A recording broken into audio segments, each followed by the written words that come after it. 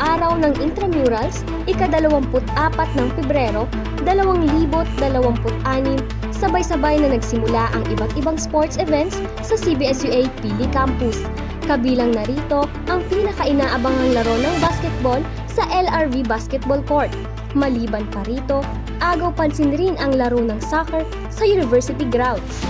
Mas lalong hindi magpapahuli ang laro ng volleyball sa ilalim ng matirik na araw. Mga laro katulad ng chess, bilang labanan ng talino, badminton at table tennis, lawn tennis at baseball sa labanan ng katumpakan at athletics bilang labanan ng bilis. Galing sa organisasyon ng mga maniniyot, ako si Jan B. Nabor, nagbabalita, FAMAS News.